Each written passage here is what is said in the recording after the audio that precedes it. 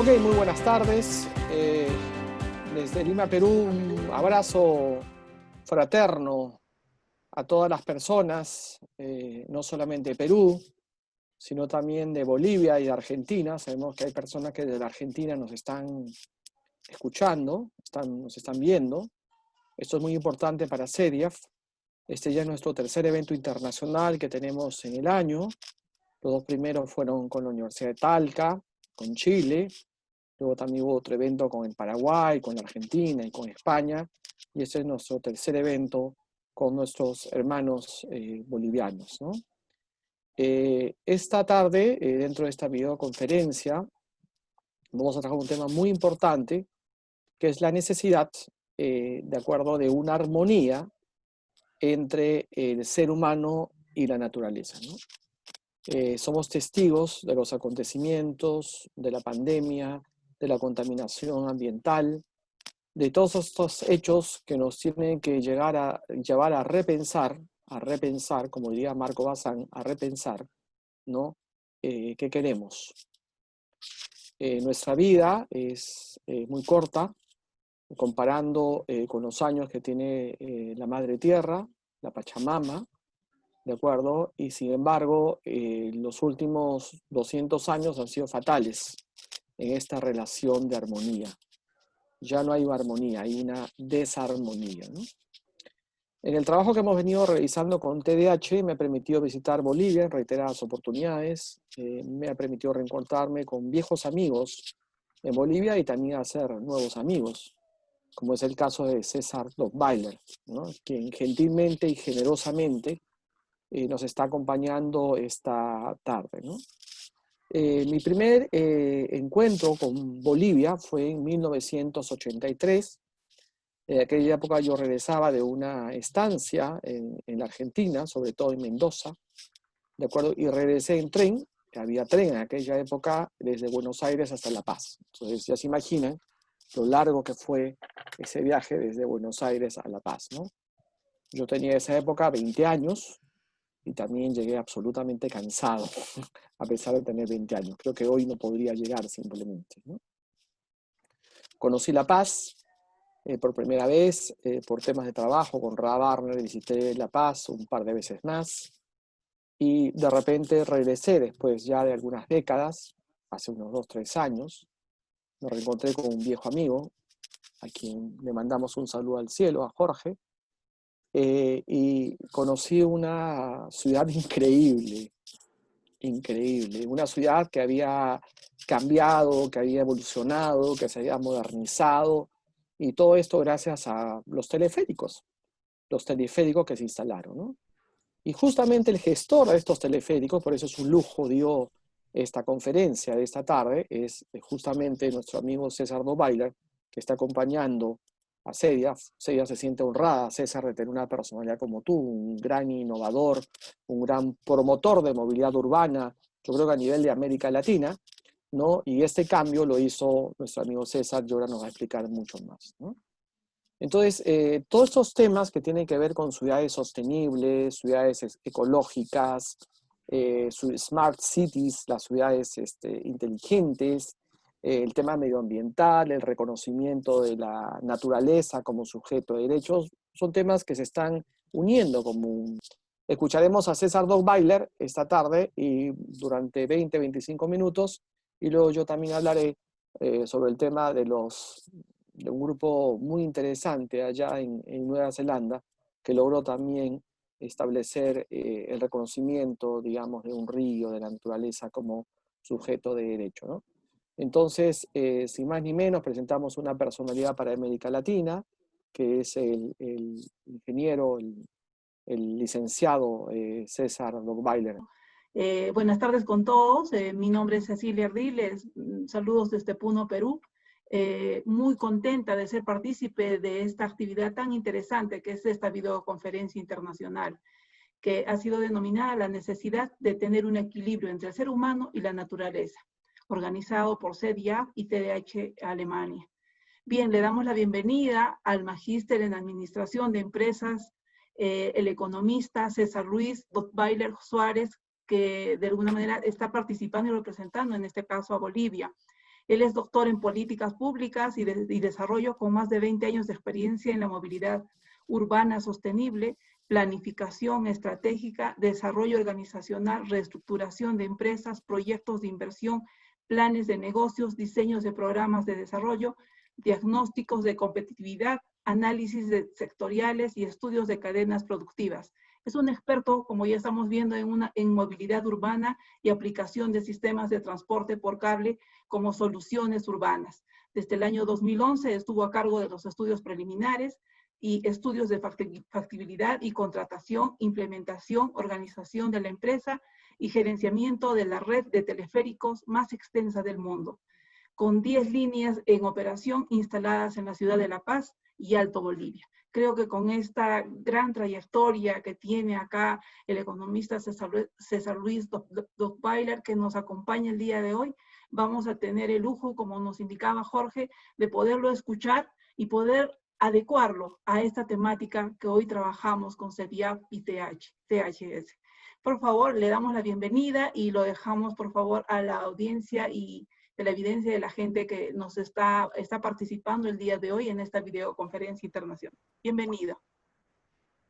Muchísimas gracias, de verdad estoy muy complacido de poder ser parte de esta reunión, de este seminario internacional propiciado por CEDIAF, TDH y de UNAS. Estoy realmente agradecido. Agradezco a Jorge Valencia por la invitación, a Grace, a Cecilia por la presentación, también a los panelistas que más adelante nos van a acompañar a través de sus comentarios. Esta es una temática muy interesante. Desde el momento que Jorge me comentó, empezamos a conversar sobre la normativa, sobre los proyectos, sobre los desarrollos que se están realizando, justamente pensando en el equilibrio que debe haber entre las acciones del ser humano y la naturaleza. En ese sentido, he modificado un poco el título de la ponencia para hablar específicamente de un elemento que está registrado en una ley que existe en Bolivia, donde declara a la madre tierra sujeto de derecho, es decir, es como si fuera una persona. Y en esta ley, justamente la madre tierra, se habla de la armonía y equilibrio con la madre tierra o con la naturaleza. Lo voy a hacer desde el enfoque de movilidad urbana sostenible, que es el área en el que justamente he estado desarrollando en los últimos años, y que también quisiera comentarlo desde la experiencia específica del propio proyecto del teleférico. Si me acompaña con la presentación, por favor, Iván. En la primera lámina, ustedes pueden ver, bueno, aquí está el título.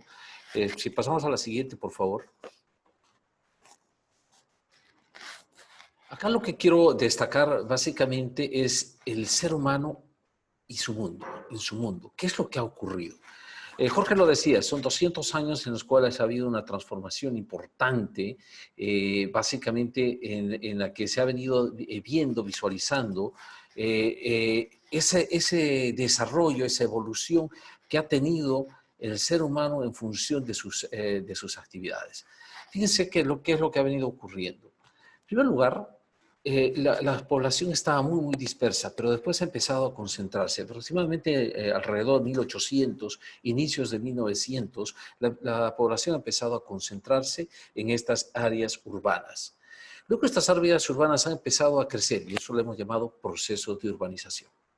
Como estas áreas urbanas han empezado a crecer, las distancias se han empezado a alargar, entonces se ha empezado a requerir también vehículos para poder conectarse de un punto a otro. Como las distancias eran cada vez más largas, entonces se necesitaban mucho más vehículos. Estos vehículos inicialmente no eran motorizados, estamos hablando en aquella época donde todavía la tracción era animal. Luego se descubrió el motor, empezamos con los vehículos y empezó ese proceso también de motorización.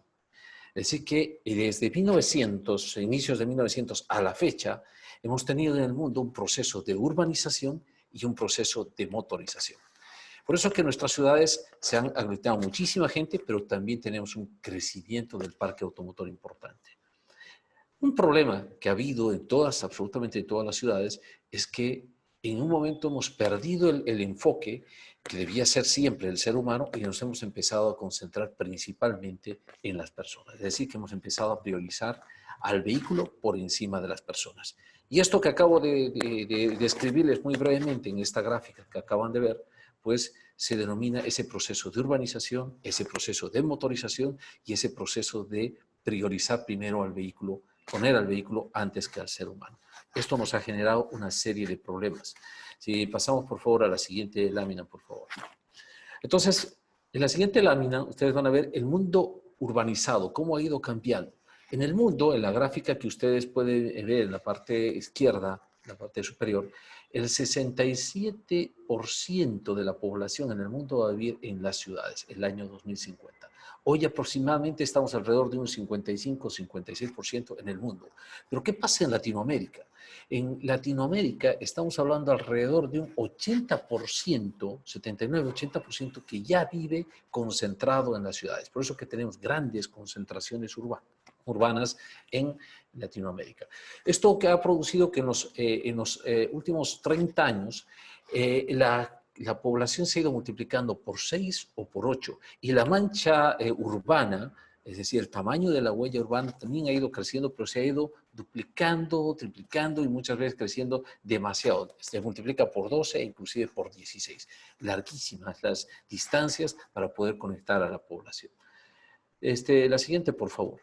No solamente ha habido un crecimiento demográfico de población en estos espacios urbanos llamados ciudades, sino también ha habido un problema. Es decir, cada persona tenía el deseo de tener su propio vehículo. Y entonces hemos ido cambiando a algo que lo hemos denominado el homo mobilis, es decir, una persona en un solo vehículo. Y ha habido un crecimiento del parque automotor por encima de la capacidad de las propias ciudades.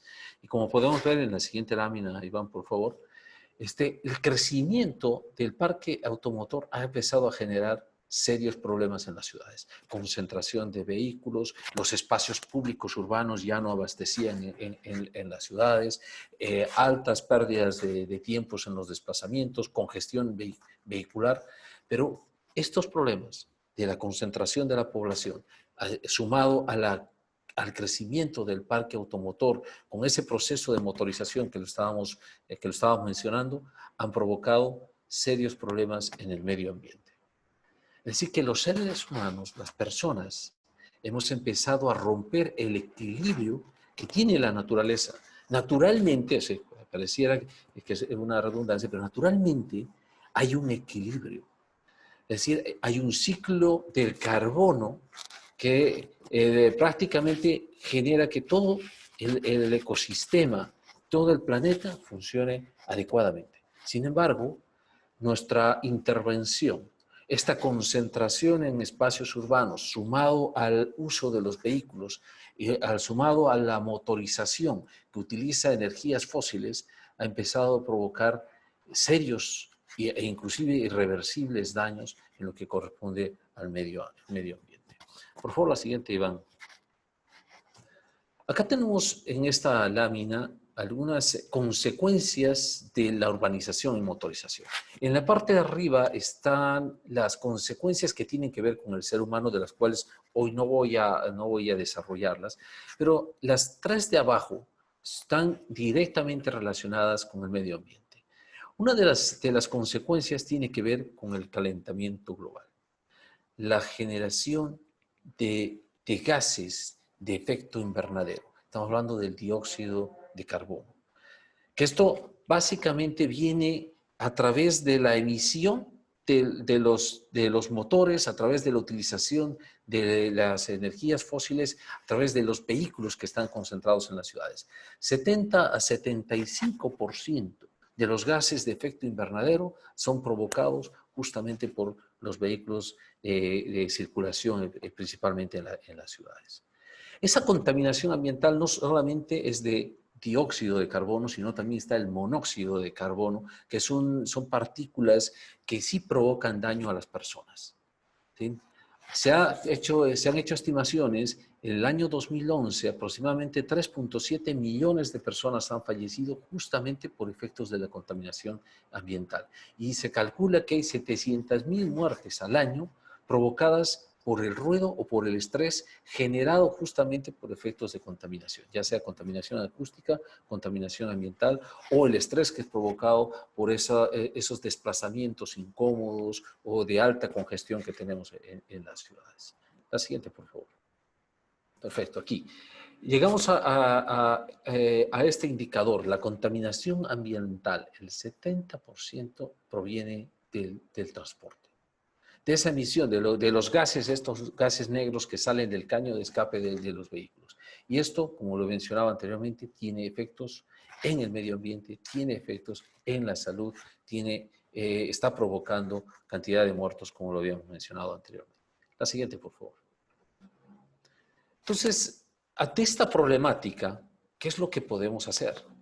Si lo que estamos hablando es de que el ser humano, con su intervención, con la concentración en las ciudades, con la utilización de los vehículos, con el alto nivel de motorización, está provocando daños en el medio ambiente, está generando este efecto invernadero, está generando el calentamiento global, pero además está provocando muertes por contaminación ambiental, por daños a la salud. Entonces hay que ponerle equilibrio. Hay que reponer ese equilibrio ambiental. Y por eso surge un nuevo concepto a principios del siglo, del año 2001, se empieza a hablar de movilidad urbana. Se deja de lado el concepto de transporte urbano y se empieza a hablar del concepto de movilidad urbana. Y se me siguen con la siguiente lámina, Iván, por favor. Entonces acá tenemos las perspectivas de movilidad urbana. No voy a entrar en el detalle porque son varias perspectivas, pero me voy a concentrar en dos de ellas.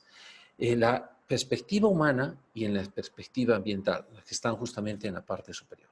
¿Qué dice la perspectiva humana? La perspectiva humana dice, debemos poner al ser humano en el centro de las decisiones. Es decir, que cualquier proyecto, cualquier actividad, cualquier inversión que vayamos a hacer en la ciudad tiene que estar dirigida a mejorarle la calidad de vida de la población.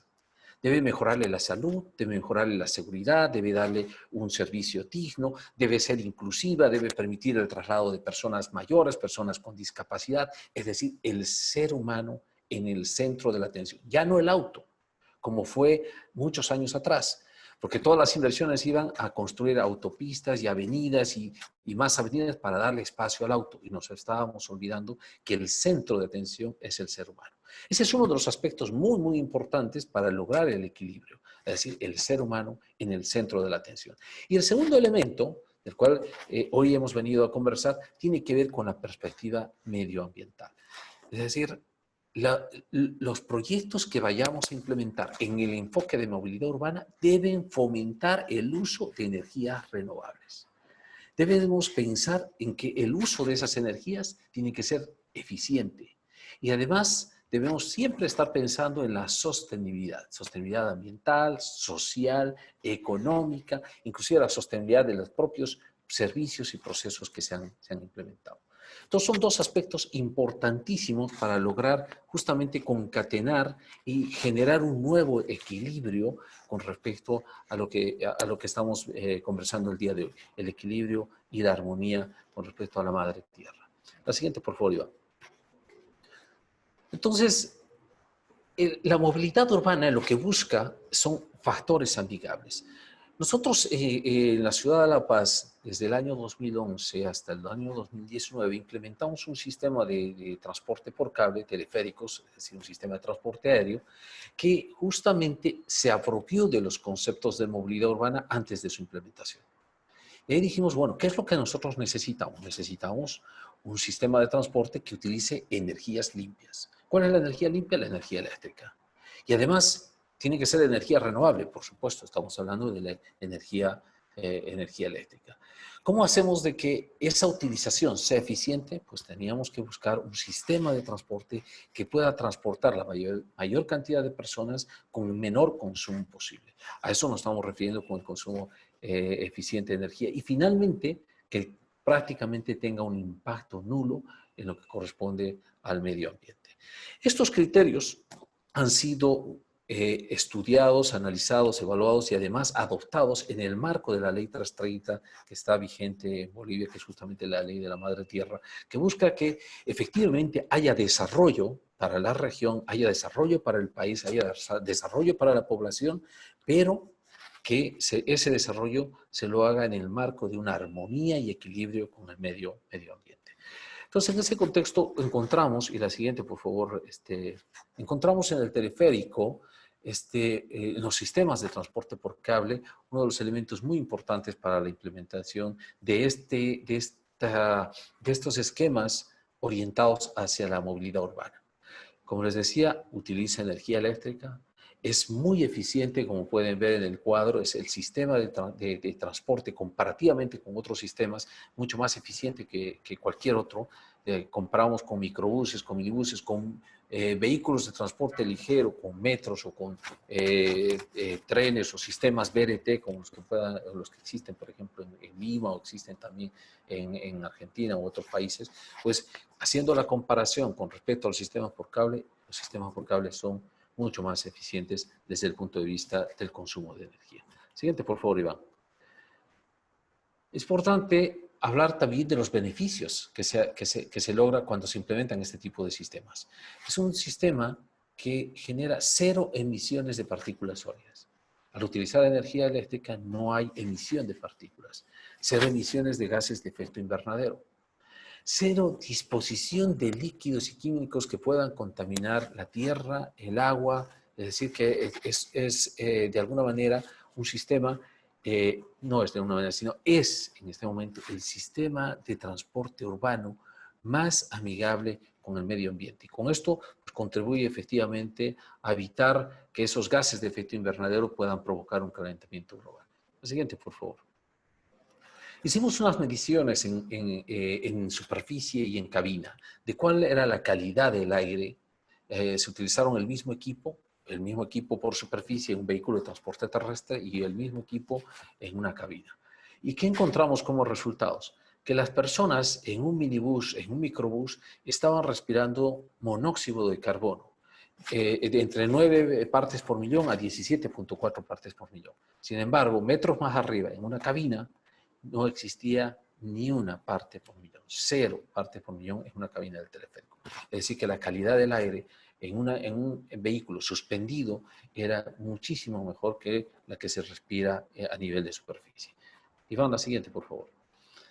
Con respecto al dióxido de carbono, pues si bien el teleférico no emite absolutamente ni un elemento de dióxido de carbono, hay un ahorro por la sustitución del transporte terrestre. Estamos hablando de más o menos 20.000 toneladas de dióxido de carbono menos que se emiten justamente porque hoy se transportan muchas personas por el aire utilizando un sistema de transporte eléctrico. Sin embargo, el dióxido de carbono está flotando en el ambiente y en las cabinas sí se puede captar 297 partes por millón, comparativamente con otros vehículos de transporte terrestre, también está muy por debajo de la norma. La siguiente, por favor. Con respecto a la exposición a los ruidos que tiene que ver también con el tema ambiental, lo que se ha encontrado en diferentes puntos, en cabina, en estaciones, en espacios, de que el viaje en una cabina está muy por debajo de los niveles de ruido permitidos por la norma. Es decir, que es un viaje absolutamente placentero, lo cual ha reducido significativamente los niveles de estrés. Hay mucha gente que en encuestas que se han realizado se les preguntaba qué es lo que más disfruta del viaje en el teleférico. Mucha gente respondió sus maravillosas vistas, pero mucha otra gente respondía, me encanta escuchar el silencio, así tal cual.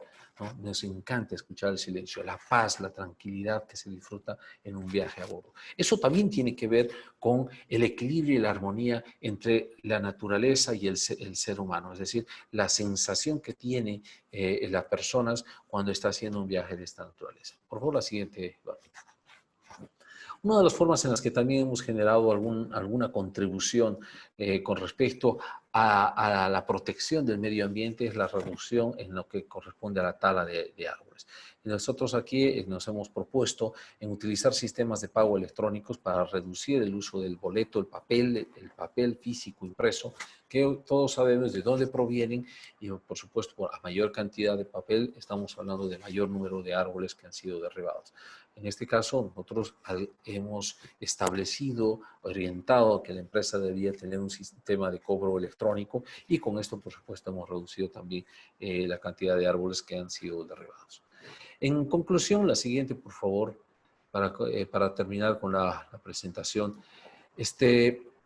Como conclusión, creo que es importante mencionar de que este concepto de movilidad urbana, que hoy está vigente, que tiene totalmente fuerza a nivel mundial, considera un elemento fundamental manejar el equilibrio, la armonía entre las acciones del ser humano con respecto a la naturaleza. Porque ese equilibrio, esa armonía va a generar un círculo virtuoso que contribuye principalmente a mejorar la calidad de vida de las personas, pero también contribuye a mejorar la calidad de nuestro planeta. Y para ello es importante que manejemos estos principios, estos esquemas de movilidad urbana para que en las próximas inversiones que se vayan a desarrollar, que se vayan a ejecutar en las ciudades donde hay altísima concentración de población, se piensen en sistemas de transporte masivo, se piensen en sistemas de transporte que utilicen energías limpias, renovables, que sean eficientes, que contribuyan directamente en la cero emisión de gases de efecto invernadero y que de alguna manera también contribuyan en la mejora de la calidad del aire y con eso directamente estaremos mejorando también con la mejora en la calidad de vida de la población. Esta es la presentación que he querido traerles el día de hoy, algo sintética para que puedan conocer de alguna manera desde un enfoque un poco diferente desde el punto de vista ambiental, la contribución que ha tenido y que tiene este sistema de transporte en las ciudades de La Paz y el Alto, pero también consideramos que pueden funcionar perfectamente en otras ciudades, incluyendo Lima, que es un caso que mucha gente se puede preguntar, es una ciudad totalmente plana y sirven los teleféricos para una ciudad totalmente plana. Pues la respuesta es sí, absolutamente sí, se pueden implementar. Es más, considero yo de que se debería estudiar, evaluar este tipo de sistemas para resolver la problemática que ya se tiene en la ciudad de Lima, que es bastante compleja. ¿Sí? Muchísimas gracias por su atención a todos y bueno, estoy atento a cualquier consulta más adelante.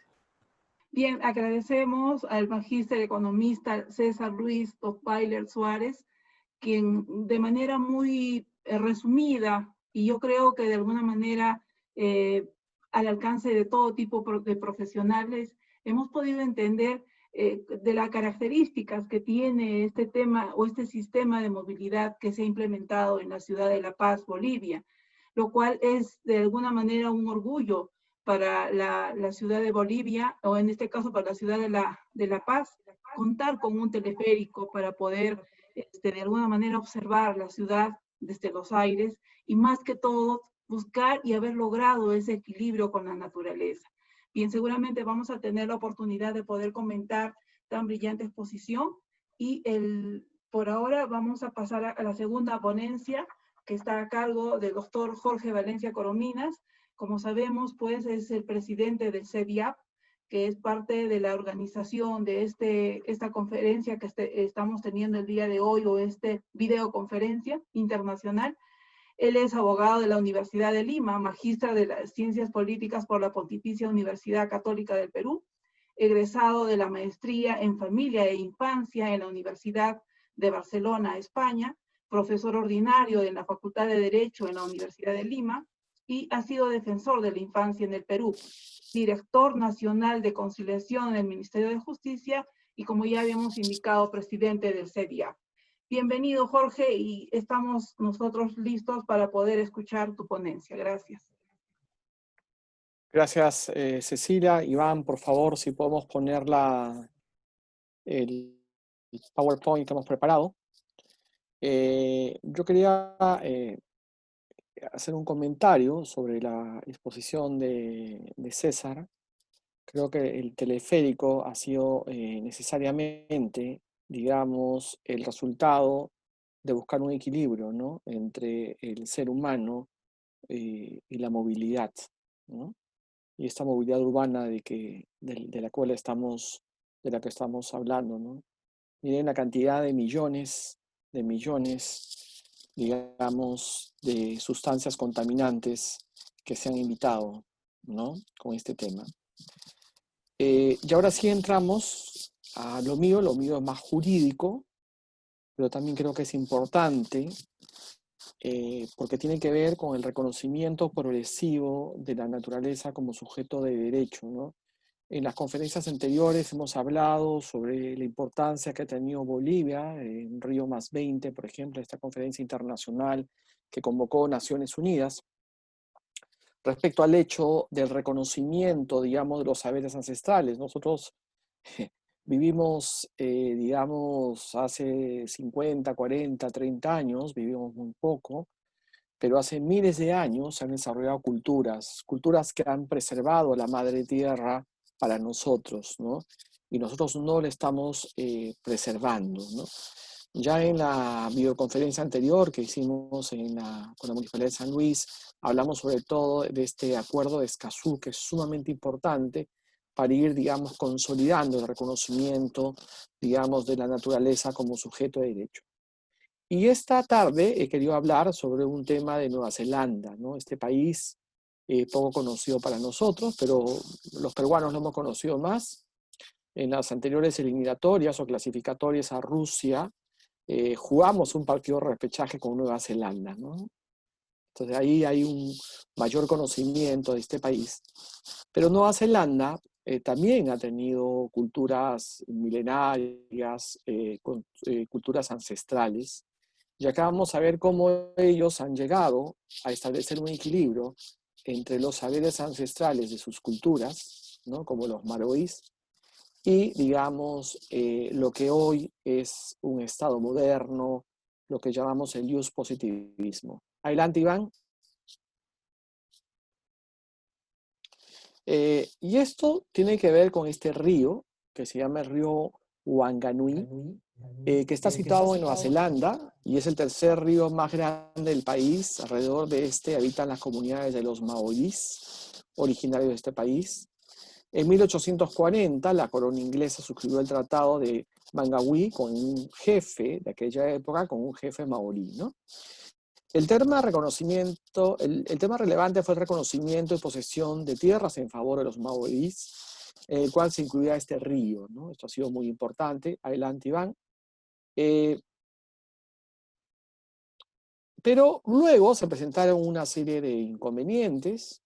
Quisieron hacer una represa eléctrica en ese río, quisieron desviar el caudal del río. Entonces los maoríes que tenían, digamos, bajo posesión este río, entraron en una serie, digamos, de conflictos con el Estado, con el gobierno neozelandés, ¿no? Y recién digamos, en el año 2012 se escribió un convenio entre el gobierno, ¿no? Y el iwi de Manganui, ¿no? Es decir, entre las comunidades, ¿no? Entre estas comunidades, ¿de acuerdo? Adelante. Reconocer el área del Te Agua Tupua como ente viviente indispensable, compuesto por elementos físicos y metafísicos que se entienden desde la montaña hacia el mar, ¿no? Eso es parte del acuerdo que se llevó a cabo. Reconocer la relación entre el río y el iwi de Manganui, el iwi y las comunidades, ¿de acuerdo? Se estableció que la salud y el bienestar del río están intrínsecamente interconectadas con la salud y el bienestar de la gente, ¿no? Esa relación de armonía, ¿no? También hace una década aproximadamente en Colombia sucedió que el río Atrato fue contaminado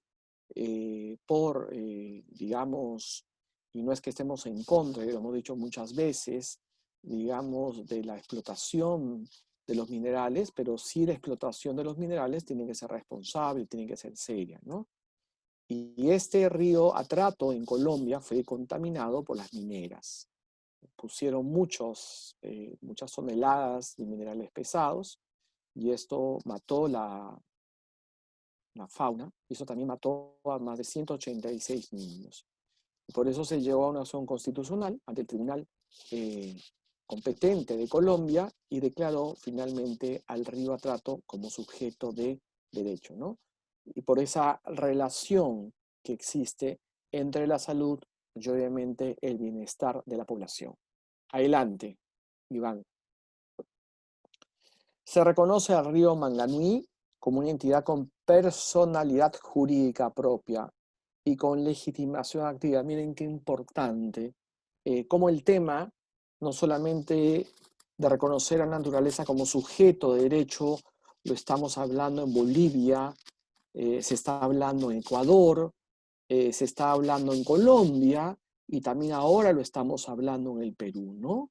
Esto también tiene que ver con las culturas milenarias de Nueva Zelanda, ¿no? Tal atribución jurídica al río es consecuencia natural de reconocimiento como un ente vivo que no puede pertenecer a nadie en un sentido absoluto. El río es de todos. Es lo que el embajador Álvarez Vita habla de la cuarta generación de derechos humanos. ¿Y qué supone esta cuarta generación de derechos humanos?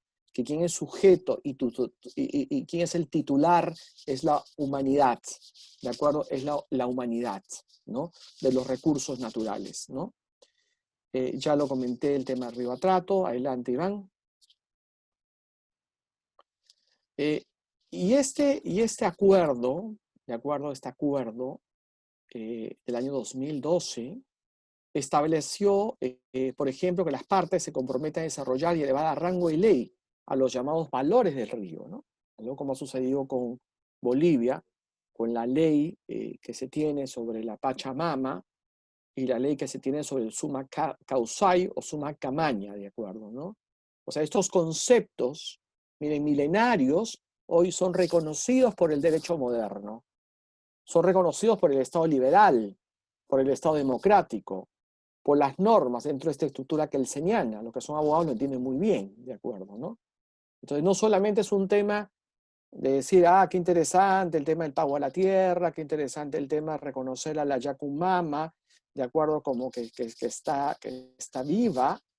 Acá en San Borja, donde yo soy vecino, y también tengo un cargo como autoridad política, tenemos un canal, y ese es el canal de Sulco, que tiene 3.500 años de antigüedad. Miren, tiene 3.500 años de antigüedad. En San Borja no tenemos muchos temas históricos, pero tenemos tres cosas: el canal de Sulco, la Huaca San Borja y la Huaca Limatambo, ¿no? Y el canal de Sulco fue construido por la cultura Lima, que es anterior a la cultura Ishmael, y es un canal que riega el 80% de los 142 parques que tiene San Borja, ¿no? Gracias a qué? A esta construcción de nuestros antepasados, de la cultura Lima, ¿no? Pero es un canal que la gente piensa que le echan ahí una cascarita, le echan ahí un empaque de una golosina. Oye, cuando este canal, hace 3.500 años, antes de ser esta una ciudad urbana de ladrillo, de cemento, ¿no? Ya podríamos cultivar con el agua, ¿no? Entonces yo estoy trabajando este tema para lograr que este canal, el canal de Sulco, hecho por esta cultura hace más de 3.500 años, tenga el valor que se merece, porque esto es muy importante. Volviendo al tema, acá tenemos que mencionar que se establecieron dentro de este acuerdo entre estas comunidades, digamos, y el gobierno de Nueva Zelanda, se establecieron los llamados guardianes del río, ¿no? Que son dos personas quienes van a hablar por el río, ¿no? Quienes son dos personas que van a representar, digamos, al río, ¿no? Son nombrados por el gobierno y por el IWE. El IWE es la comunidad. Y que van a proteger los intereses del río Manganui, ¿no? Ellos tienen la obligación de hablar por el río, ¿no? Asumen derechos y asumen obligaciones. Adelante, Iván. Una norma jurídica, ¿no?, del año 2017 reconoce esta zona, digamos, con personería jurídica, ¿no? O sea, no solamente ese río, sino esto es, digamos, una zona ya que tiene personería jurídica, que es sujeto de derechos, ¿no? Este es un ente vivo, indivisible, que comprende al río, desde las montañas hasta el mar, incomodando todos los elementos físicos y metafísicos. No solamente físicos, sino también metafísicos. Esto es sumamente importante dentro y eso lo voy a decir luego, del concepto de la armonía en la cultura aymara y en la cultura quechua, ¿no? Hablamos de los 3 niveles, ¿no? De armonía entre seres humanos, en la naturaleza y con la divinidad. ¿De acuerdo? Miren qué interesante, ¿no? Elementos físicos y elementos metafísicos, es decir, elementos con la divinidad. Adelante, Iván. Acá son los valores intrínsecos que representan la esencia del Te Agua Tupua, que es básicamente, ya lo dije, un tema espiritual y físico. Posee recursos naturales en el río y la salud y bienestar del Iwi, es decir, las comunidades. El Iwi y el Apu, la autoridad del río Manganui, tienen una conexión inalienable con responsabilidad para el Te Agua Tupua, su salud y bienestar. Adelante, Iván. Finalmente, las obligaciones, y ya para terminar con este tema, nos falta uno chiquito más. Los guardianes del río tienen la obligación de promover y proteger la salud del área, su salud, y hablar en su nombre conforme a sus intereses y valores intrínsecos. Promover la salud y bienestar, así también tienen la capacidad de poder demandar y ser demandados, ¿no? Los representantes, los llamados guardianes del río Manganui. En el caso del río Atrato en Colombia, también se reconoció, digamos, un grupo de personas que representaban el Estado y otras las comunidades del río Atrato para ser los interlocutores del río. Entonces, una solución a los conflictos ambientales en nuestro país sería también generar, digamos, a este grupo de personas representadas por el Estado y por las comunidades para que sean los interlocutores, ¿no? Sería un tema muy interesante. Adelante, Iván. Y tenemos otro tema también, que es el Te Urewara, como fuerza viva de la naturaleza, ¿no? Es un parque nacional y se ubica al norte de Nueva Zelanda, cuenta con 212.673 hectáreas, que incluyen lagos y bosques, ¿no? La Uetue, comunidad, tiene su hogar ancestral en esta área, y se negaron a firmar un tratado en 1840, ¿no? Después de una serie de negociaciones, en 1898, llegaron a un acuerdo con la corona inglesa, ellos fueron una colonia, obviamente, de los ingleses, y se les otorgó a esta comunidad autonomía en esta área, ¿no? Adelante. A principios del siglo XX, el gobierno adquirió tierras en Te Urewera y en 1922 llegó una ley de 1896 que atribuye la autonomía, digamos, a estos iwi, ¿no? Estos iwi se opusieron a la creación de un parque nacional debido a la limitación del acceso para ellos, ¿no? Se llegaron a llegar a un acuerdo hasta que Kaitakitakanga, guardián, ejerza su tutela sobre el parque y se reconozca la relación metafísica entre la tierra y la comunidad. Miren qué importante de estos conceptos, ¿no? Que los tenemos bien marcados, digamos, en Bolivia y en Perú, de también que esa relación con la naturaleza no solamente es una relación física, ¿no? También una relación con los apus, hay una relación con las huacas, ¿no? Hay una relación energética, digamos, que se determina, ¿no? Adelante, Iván. El gobierno decidió dar una solución como alternativa que se planteó de la siguiente manera, ¿no? El Te Urewara no le pertenecía a nadie, qué fabuloso.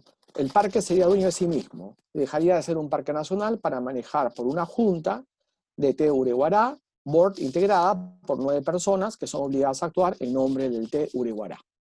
Igual, se establecieron también guardianes, ¿no? Para esta zona, digamos, de Nueva Zelanda, ¿no? Que está al norte, y miren, acá hay una rayita y un globito, y ahí está la zona esta. Adelante, Iván. ¿No? ¿Cuál fue el acuerdo? ¿No? El Te Urivisión, autoridad y la corona comparten la misma visión de que el Te Urewara debe obtener reconocimiento legal por derecho propio, como la responsabilidad para su cuidado y conservación. Es atribuido por ley, con todos los derechos y deberes y responsabilidades de una persona jurídica. Esto le permite ser dueño de tierras a través de la Junta y tomar decisiones sobre su manejo. Es una manera que refleja la cultura y los intereses de los de Nueva Zelanda, ¿no? Adelante, Iván. Y acá, ya para concluir, 2 láminas más sobre el tema de reconocimiento de la naturaleza como sujeto de derecho, como sujeto de derecho, en este caso Nueva Zelanda, que hemos hablado. Como diría Machado, estamos haciendo camino al andar, ¿no? Machado, este poeta español. El reconocimiento de la naturaleza como sujeto de derecho es un tema que está en proceso de reconocimiento, pero ya estamos avanzando, ¿no? Hace un par de años apoyamos a unos compañeros, a los chicos de la provincia de Melgar, ¿no? A elaborar un proyecto de ordenanza para el reconocimiento del río Llallima como sujeto de derecho, ¿no? En una provincia en Puno. Finalmente Melgar aprobó este reconocimiento de un río como sujeto de derecho, ¿no? Cuando planteamos la propuesta, mucha gente no creía cómo un río va a ser sujeto de derecho, ¿no? Pero si las personas jurídicas, las empresas, que son entes inexistentes, son sujeto de derecho, como algo que existe no podría ser sujeto de derecho. Creo que el tiempo nos está dando la razón. Y creo que estamos caminando en ese buen sentido en la humanidad. ¿De acuerdo? Nos encontramos hoy frente a un encuentro entre culturas ancestrales como la maorí, la quechua y la aymara, y otras. Y seguiremos estudiando esto, ¿no?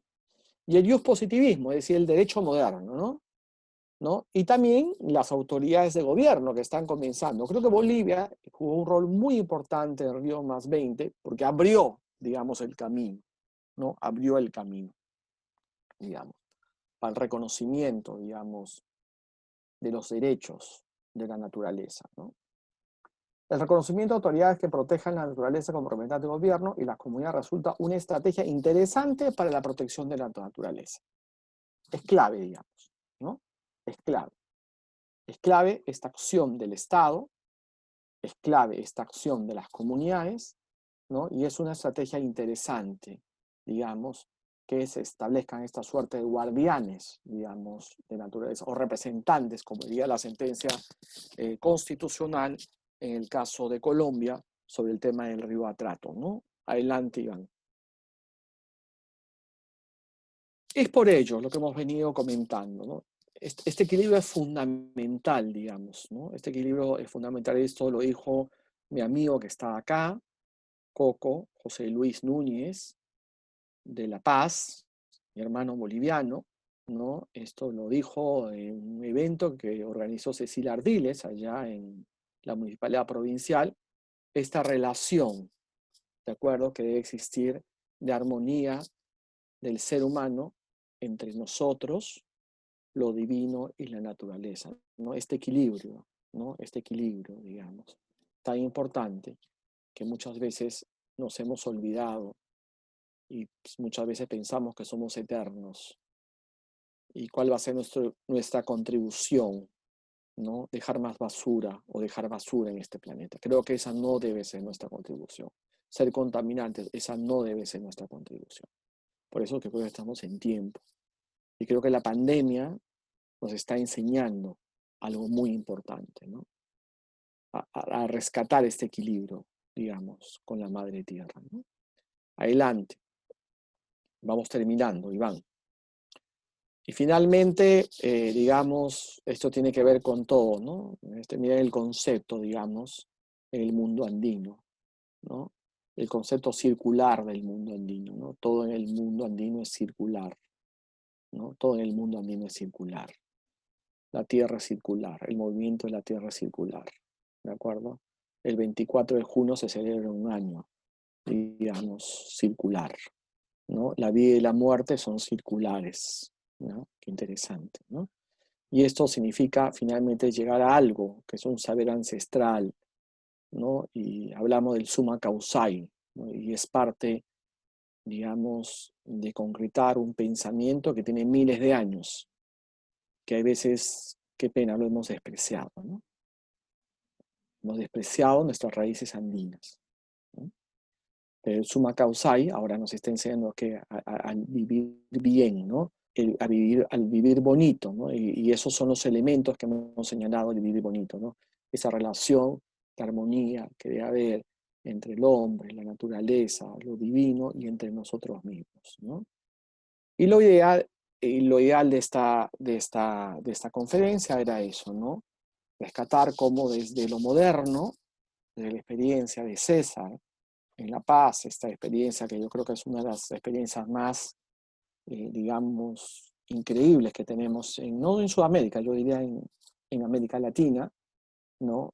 Sirve para un reencuentro, digamos, con la madre tierra. Estos avances que hemos visto en Bolivia, en Colombia, en Ecuador, y que lo vemos ahora en Nueva Zelanda, por ejemplo, significa hacia dónde debemos apuntar, ¿no? Adelante, Iván, para ya terminar. Ok, y nada, ¿no? Gracias por escucharnos. Gracias, Cecilia. Gracias a ustedes. Bien, agradecemos nuevamente a Jorge Valencia Corominas, quien ya nos tiene acostumbrado con esta información tan importante respecto precisamente a esta información sobre la naturaleza y esa armonía con la que debe vivir el ser humano. Bien, ahora vamos a pasar a la ronda de la presentación de nuestros panelistas que han sido invitados para el día de hoy a esta videoconferencia internacional que ha sido denominada Necesidad del equilibrio entre el ser humano y la naturaleza. Bien, organizada por el CEDIA y TDH. Tenemos la presencia de la doctora defensora defensora de la DEMUNA, la doctora Grace Isabel Utani Rodríguez, quien es abogada de profesión, conciliadora, y quien viene ejerciendo hoy la función como defensora en la municipalidad de Lince. Bienvenida, doctora Grace. Tiene usted 10 minutos para poder intervenir y hacer comentarios sobre los paneles o las exposiciones de los participantes del día de hoy. Muchísimas gracias. Adelante. Sí, gracias Cecilia. Muy buenas tardes o buenas noches con todos y con todas de Perú, de Lima, de provincias que nos acompañan, de distintos colectivos que hemos invitado y por supuesto nuestros amigos bolivianos y de otros países. Bien, efectivamente, como mencionó Cecilia, mi función actualmente es como defensora de niños, niñas y adolescentes en Lince, función que vengo desempeñando ya desde hace buen tiempo, y efectivamente mi enfoque va a ir por ahí, ¿no? Sin embargo, por supuesto, hay que destacar las anteriores ponencias han tratado efectivamente prácticas positivas en relación a la conservación del ambiente, ¿no? Y eso es importante notarlo, ya que nuestra ponencia quiere resaltar la necesidad del equilibrio del ser humano y la naturaleza. Como ustedes saben, la Convención del Niño, Niña y Adolescente por los Derechos de los Niños especifica entre los artículos que los niños tienen derecho a vivir en un ambiente sano y equilibrado. ¿Para qué? Para su desarrollo integral, por supuesto. Sin embargo, eso no ocurre en muchos países, porque afortunadamente la mayoría de países no cuentan con este tipo de preservación del ambiente para los niños. Y lo vemos desde muchos aristas, ¿no? Por ejemplo, hoy se celebra el Día Interamericano de la Calidad del Aire. Bien, como nos comentó César, ahí en Bolivia, la contaminación que genera el transporte, mencionó, es un 70%. Y efectivamente acá en Lima tenemos una contaminación a raíz de no solamente autos, camiones, mototaxis, distintas parque automotriz está desbordado aquí, y vemos un detalle importante que nos trajo la pandemia. Obviamente hubieron consecuencias nefastas, sin embargo hemos visto una pequeña luz para el ambiente, porque vimos que muchas aves retornaron a lugares donde pues, no se les veía, donde también pudimos ver que ya no había personas, los parques se llenaron también de aves, retornaron a niveles acuáticos, a estos espacios que estábamos ocupando los humanos. Así es que hasta un respiro para ellos, y eso ha reforzado la confianza de las personas en la posibilidad de que sí pueda cambiar y pueda mejorar nuestra situación. Les comento que este año, a principios de año, hubo una encuesta Global Millennium 2020 de la firma Deloitte, donde miren, los jóvenes fueron los que dijeron que en su mayoría no, ya no hay posibilidades, ya no podemos rescatar el ambiente, ya es muy tarde. Estamos hablando de la opinión de jóvenes de toda América Latina y del mundo que opinan esto, ¿no? Sin embargo, se ha visto que a raíz de lo que ocurrió con la pandemia y que en todos los países se ha dado esta situación en la que hemos visto el retorno de distintas especies y el florecimiento de nuevas parques y distintas reservas, ha reforzado esa confianza en, oigan, sí, es posible, sí, todavía tenemos tiempo. Y justamente esta firma está realizando nuevamente esta encuesta y está viendo que la opinión ha cambiado. Entonces, efectivamente, estos jóvenes hasta hace 10 años eran niños. ¿Y qué pasaba en su niñez? ¿Cómo ellos podrían haberlo percibido para que de jóvenes opinen así, ¿no? Por ejemplo, es importante tener en cuenta que la educación ambiental viene desde la casa, la escuela y luego la comunidad, ¿no? Entonces la casa es la base. Y si en casa, por ejemplo, vemos que no hay ese respeto por la naturaleza, por la creación, no solamente de plantas, también de animales, obviamente a esa persona le va a interesar muy poco, muy poco, oye, si pisa una planta cuando camina por un parque, es decir, no va a haber ese respeto, ¿no? Y eso tiene que venir desde los padres, que podamos difundir este tipo de educación ambiental. Y eso yo lo digo porque yo lo recibí de niña.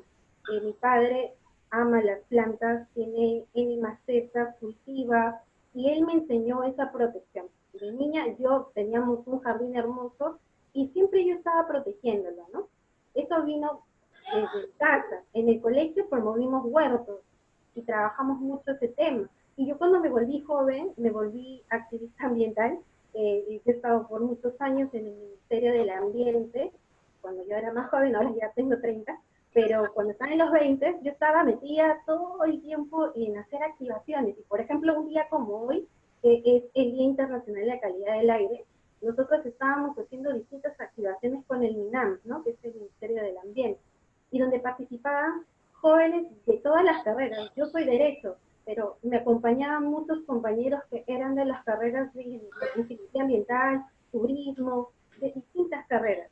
Y que todos, cuando conversábamos en dinámicas, nos decían, sí, yo también tuve esa crianza en casa, a mí también me dijeron que, o mi familia también preservaba mucho la cultura ancestral, vivieron eso desde niños y por supuesto lo siguieron trabajando en juventud.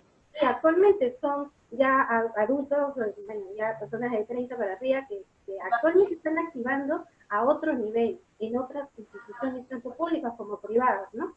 Entonces, es importante resaltar esto, ¿no? Y yo quiero que, sé que acá nos acompañan varias demunas, ustedes son algunos invitados de las demunas, que conocemos que tenemos que trabajarlo porque están en la competición. Sin embargo, no sabemos cómo. Entonces, un consejo, es importante activar con nuestros aliados de nuestra localidad. ¿Cuáles son nuestros aliados? El primer aliado es la misma municipalidad. Todas las municipalidades tienen una gerencia de gestión ambiental, ¿verdad? Entonces, pues, ahí tiene su primer aliado con el que pueden ir gestionando actividades en favor de los niños, niñas, adolescentes del distrito. Y ya esta gerencia también lo ve a nivel de jóvenes y adultos, ¿no? Pero en el caso de Demunas vemos el trabajo con ellos. Y, por supuesto, es importante denotar la simbiosis, la relación de simbiosis que existe entre el ser humano y la naturaleza. Si no nos percatamos de eso, estamos, digamos, matando el lugar donde estamos viviendo y no nos damos cuenta. No, yo tiro una basura a la calle y digo, bueno, es la calle. No, no es la calle, es tu planeta.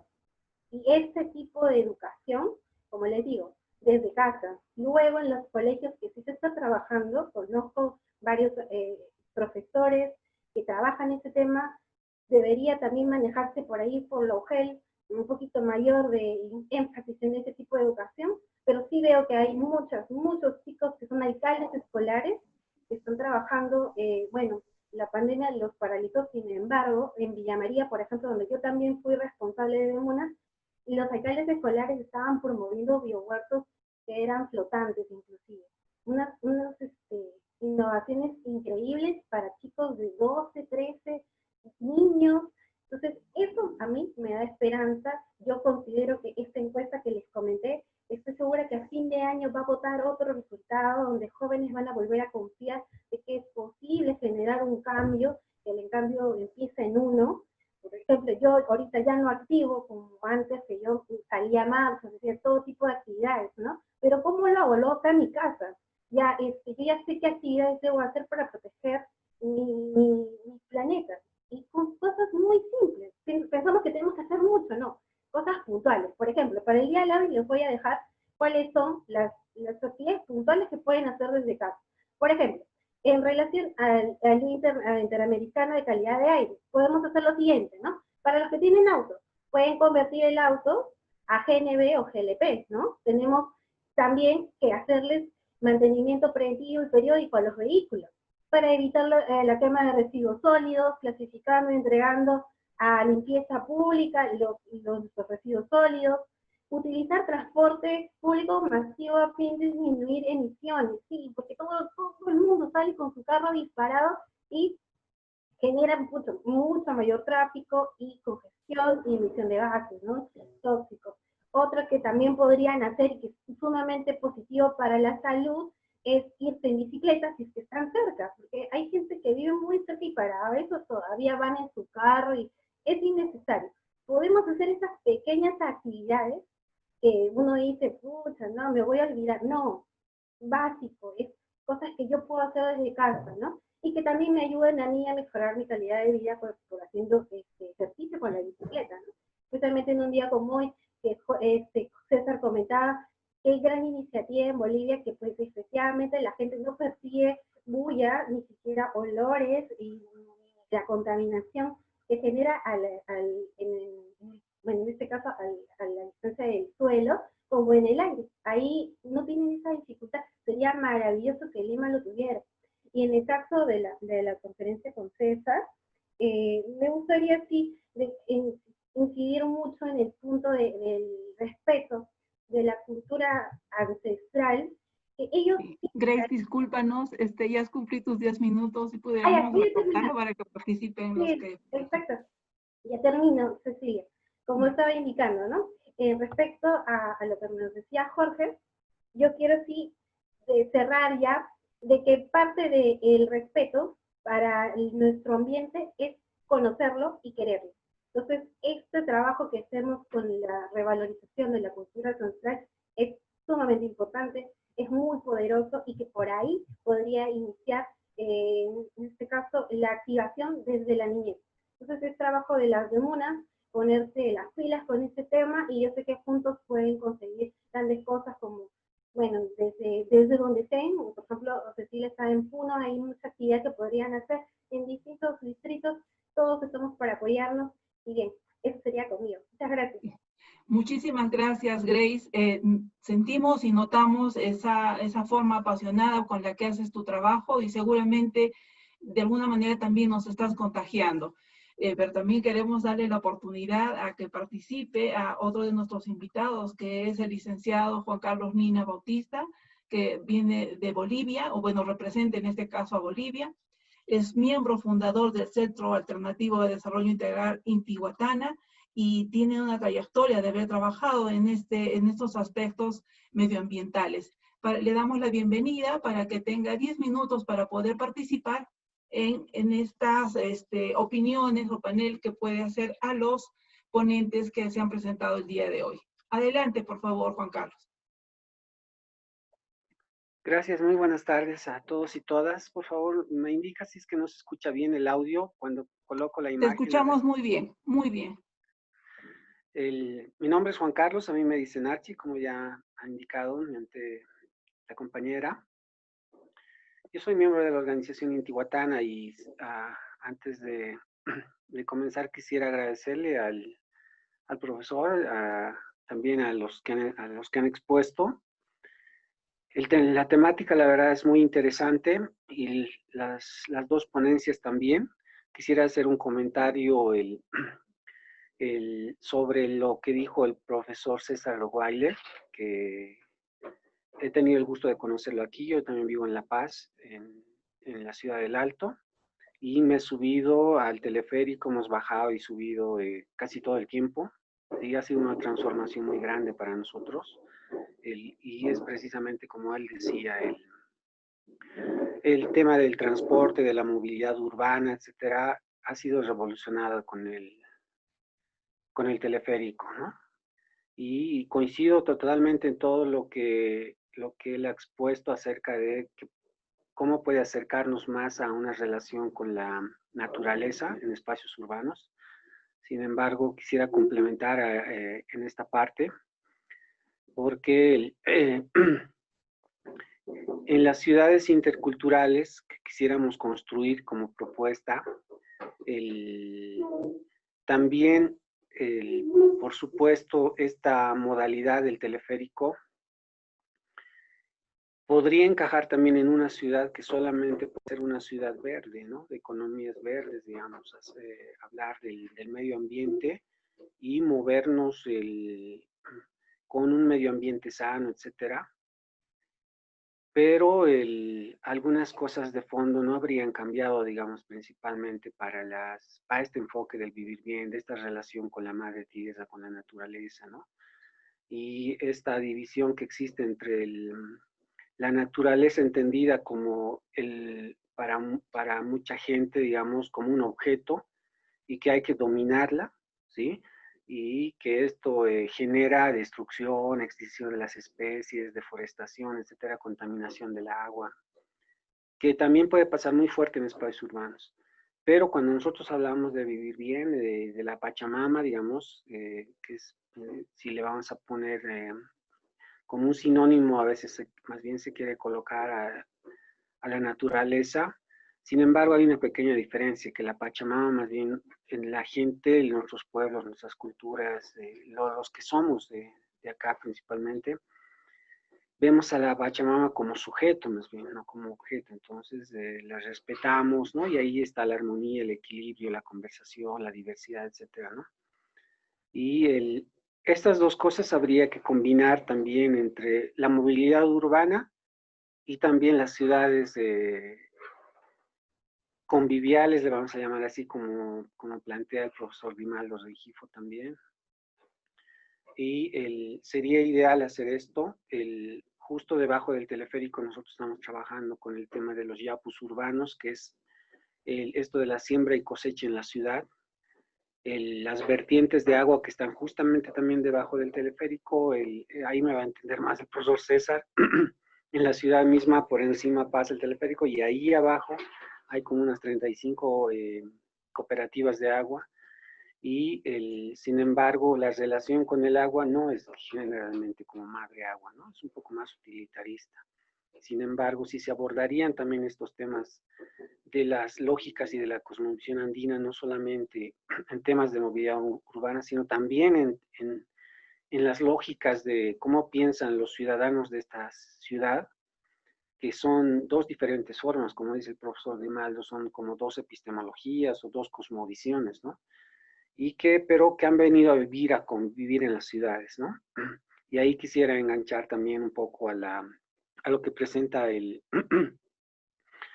nuestro hermano anfitrión, ¿no? Toda la exposición que ha hecho desde el IDIAF, el vivir bien, o más bien esto de la presentación de Nueva Zelanda y los maoríes, y bien interesante, hemos escuchado hablar de ellos también, y nombrar sujeto de derechos, respetar una cultura y hacer este respeto se pueda traducir en una garantía jurídica, ¿no? Desde el Estado, para que en otra modalidad se le pueda considerar sujeto al río, etcétera, ¿no?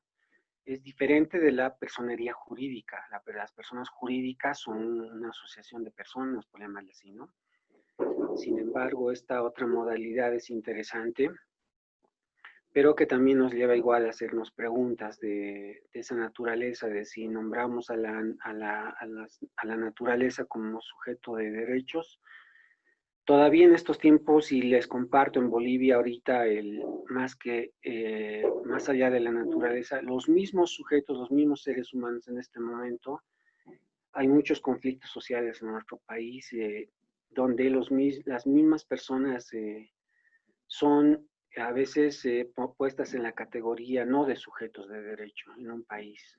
Entonces, el reto es muy grande, es muy fuerte, la propuesta que se hace es muy valorable y yo les agradezco a los organizadores de estos conversatorios, porque nos lleva a acercarnos a diálogos interculturales, diálogos interreligiosos, diálogos también de movilidad urbana, diálogos de estas formas de pensar, cosmovisiones, epistemologías que nos llevan a entrar a otras categorías como nombrar sujeto de derechos a un río, etcétera. Es muy saludable porque de este modo quizás podemos llegar y entendernos nuevamente entre pueblos indígenas, entre criollos, mestizos, etcétera, para que podamos crear estas ciudades adecuadas al siglo XXI. Y en verdad hoy en día, como dice el título, la necesidad de un equilibrio entre el ser humano y la naturaleza es vital. Es vital, pero los caminos son diferentes. Un camino puede ser ver a la naturaleza como algo bueno, pero que todo se siga manteniendo así. Y algunos seres humanos son considerados en la categoría de personas y de sujetos de derecho, pero algunos seres humanos todavía estigmatizados, etcétera, y que no tienen las condiciones dignas de llamarse sujetos de derechos o personas. En este momento, reitero, en Bolivia, aunque hemos hecho varias conquistas en el tema constitucional, jurídico, etcétera, vivimos no solo una crisis sanitaria, sino también una crisis política muy fuerte. Y lo que plantea en este momento nuestro anfitrión ha sido bien interesante, pero al momento de desarrollarlo, muchas veces hay visiones en las que se niegan a que los ríos, etcétera, puedan ser sujetos de derecho, porque hay el temor de que luego queramos nombrar sujetos de derechos también a nuestras formas de pensar. Y eso a veces a algunas personas les asusta, pero yo creo que no debería existir, es un susto que no existe, ¿no? Es irracional, porque todo lo que existe en la creación en el mundo es hermoso, es bello, y mientras más se crucen, más hayan diálogos, etcétera, nunca te cansarías o nunca podrías conocer todo lo que existe en el mundo. Y mientras más haya diversidad, siempre sería lo ideal, ¿no? Lo ideal en este caso. Y esos dos comentarios a las dos exposiciones de los dos maestros, y agradecerles más bien por esto, y simplemente decir que en estos tiempos es urgente eso, es urgente relacionarnos con la naturaleza, pero esa relación ojalá pueda ser con también un respeto a esa cosmovisión en la que están unos contenidos de relación no solo con la naturaleza, sino también con la Pachamama, con la Madre Tierra, y un respeto a esa cosmovisión de ambos lados, o entre todas las culturas del mundo, por decirlo así. Pero en el mundo, en este momento, esta pandemia ha visibilizado egos, racismo, discriminaciones, etcétera, que quizás ustedes no lo hayan visto, pero nosotros sí hemos visto muchos de esos temas aquí en Bolivia y en otras partes del mundo también creo que se han sentido. Así que el reto es doble. Por un lado, volver a una relación con la naturaleza y la Pachamama, o la urgencia, la necesidad de acercarnos más, pero por otro lado, reconocer esas formas diferentes de pensar de los mismos seres humanos, y por supuesto esta relación que se mencionaba con lo espiritual, esos diálogos interreligiosos, esas religiosidades diversas, ¿no? No sé cuánto tiempo ha pasado, pero ahí yo me quedaría. Gracias por las exposiciones. Muchas gracias, Juan Carlos. Muy interesante tu comentario. Bien, a mí también se me ha dado la oportunidad de poder ser partícipe como panelista de esta videoconferencia que se está realizando de manera internacional. Decimos porque estamos participando, experiencia que tiene Bolivia con la experiencia que hoy vive el Perú.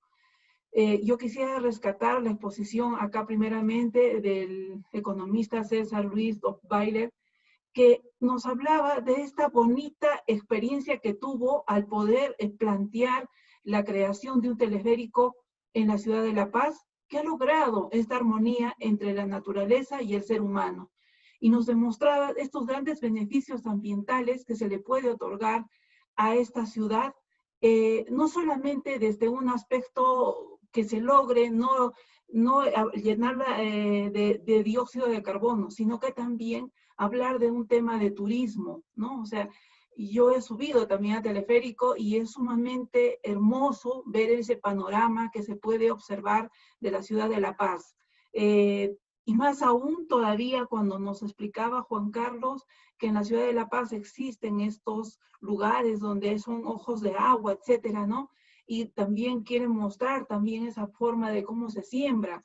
Entonces yo creo que esta experiencia, esta práctica que se ha podido hacer entre el ser humano y este avance que tiene la ciencia, lo han hecho de manera armoniosa con la naturaleza. Siempre como beneficio, y lo indicaba el economista César Torpaire, que el eje central es el ser humano, pero siempre en armonía y respetando el medio ambiente. Bien, considero también en el tema de la exposición que nos tiene acostumbrado Jorge Valencia respecto a informarnos sobre las experiencias que se tienen en otros lugares de haber declarado a la naturaleza como sujeto de derecho. Hoy lo uno al comentario que también nos hacía Juan Carlos Mina de Bolivia, cuando nos dice que esta exigencia que estamos hablando, las personas que estamos buscar ese equilibrio entre el ser humano y el medio ambiente, y lograr que estos sean sujetos de derecho, en este caso la naturaleza, aún todavía estamos en un proceso de concientizar. Primero tenemos que concientizar al ser humano, de convencer de que debe respetar al otro ser humano para lograr entender que también tiene que respetar al medio ambiente. Años pasados, nuestros ancestros, como lo ha vivido Bolivia y como lo vive Perú, yo soy de Puno, actualmente vivo y radico acá, y acá pues podemos tener una experiencia casi similar a la de Bolivia. Somos una ciudad altiplánica como La Paz, y podemos tener la experiencia de que nuestros ancestros respetaban mucho el medio ambiente, y aún todavía lo siguen haciendo, pero ya en poca cantidad. ¿Por qué? Porque no se está transmitiendo de generación en generación estas experiencias tan importantes. A mí me tocó entrar a trabajar a nivel de las defensorías y justo se acercó hacia nosotros Jorge Valencia con el CEVIAF para lograr obtener esta experiencia de poder saber cuánto podíamos hacer por nuestros niños y qué es lo que vamos a heredar a ellos en el tema medioambiental.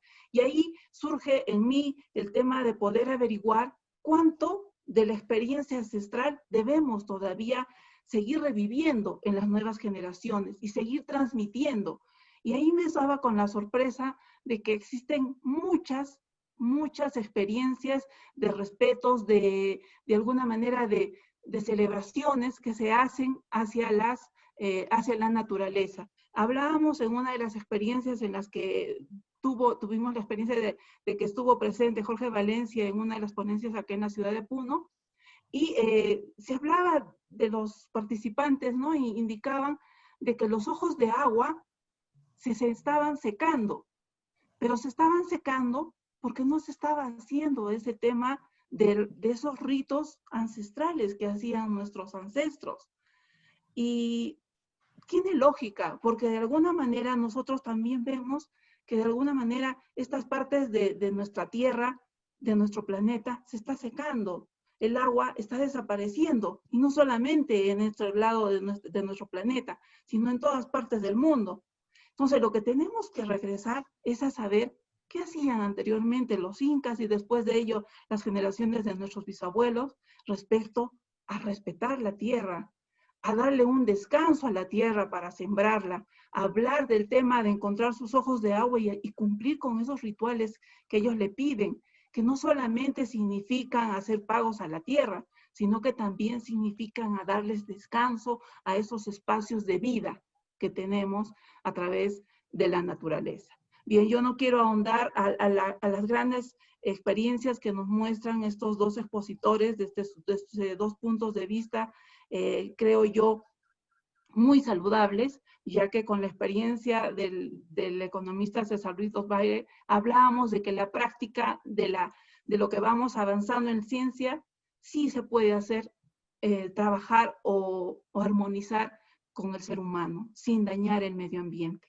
Y bueno, lo que plantea Jorge Valencia y se está transmitiéndose en varios de los talleres y las conferencias, teleconferencias que estamos haciéndolas ahora vía internet, el de plantear de que debemos trabajar el tema de convertir a nuestra naturaleza como sujeto de derecho para que el hombre, el ser humano, entienda que tiene que respetarla.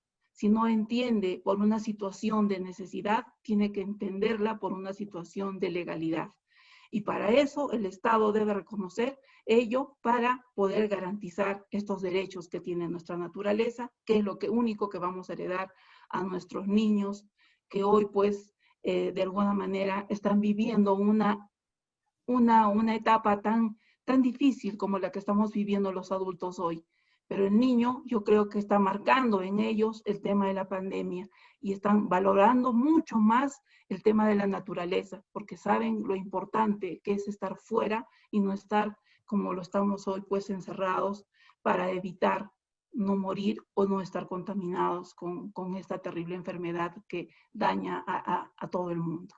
Bien, yo agradezco mucho a Jorge Valencia por el espacio que me ha podido brindar para poder también comentar respecto al tema que se ha planteado hoy. Le doy la pauta a Jorge para que él pueda dar el cierre a esta videoconferencia internacional. Jorge, adelante. Nada, Cecilia, muchas gracias. Lo último que te puedo pedir esta tarde, abusando de tu confianza, es que hay unas 2 preguntas, no sé si puedes leerlas, son dirigidas básicamente para César. Están en tu WhatsApp las preguntas que van a ser sistematizadas y te las léelas por favor, y luego yo ya le daría finalmente las palabras de agradecimiento. Gracias. Bueno, voy a avanzar desde el comienzo. Una pregunta dice, como empresa de transporte a través de la responsabilidad empresarial, ¿qué aportes al medio ambiente pueden darse?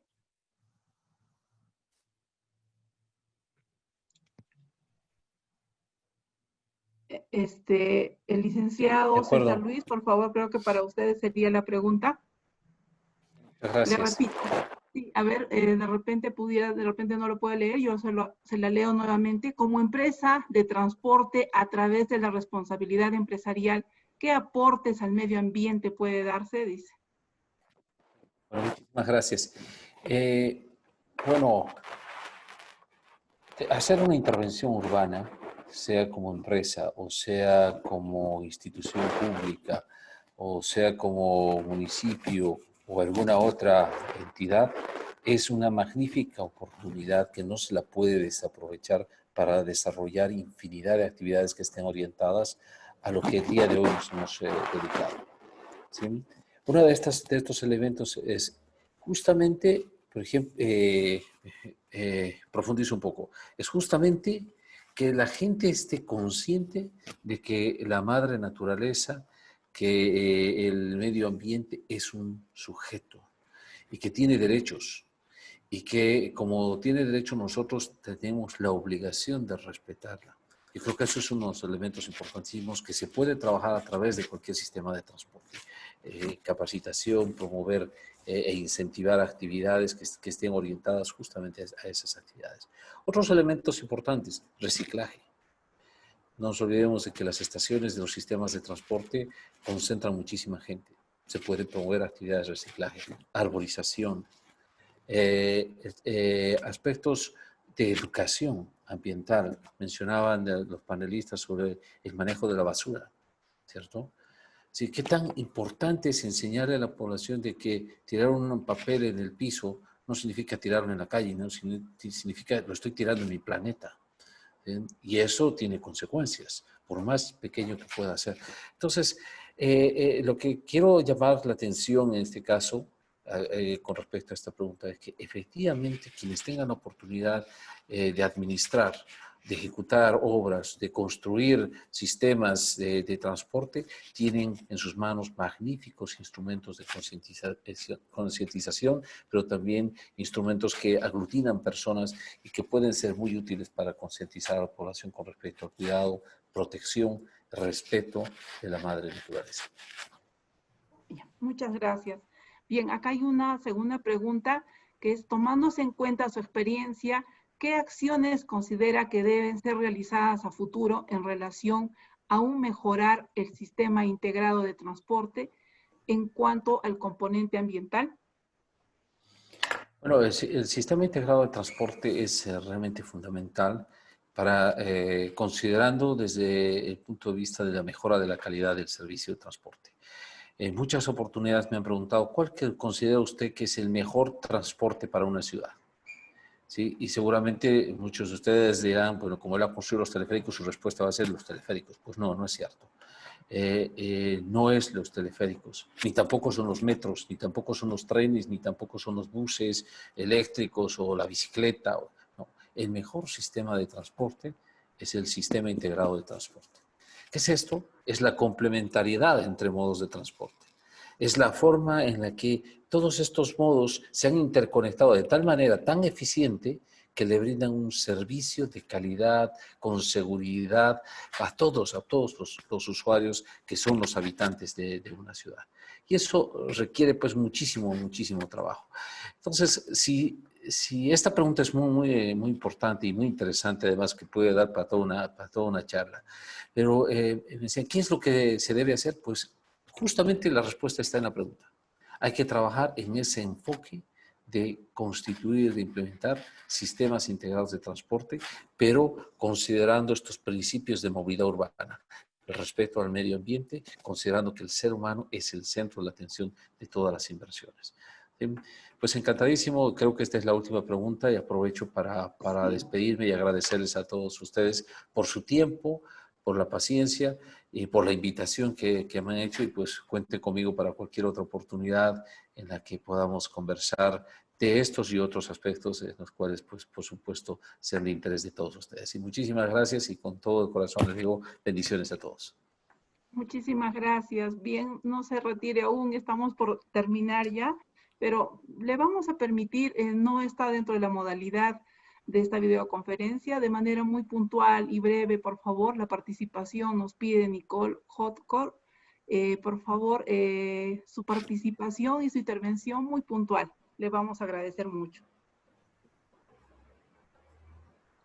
Nicole, ¿está usted ahí? Buenas noches, ¿sí logran escucharme?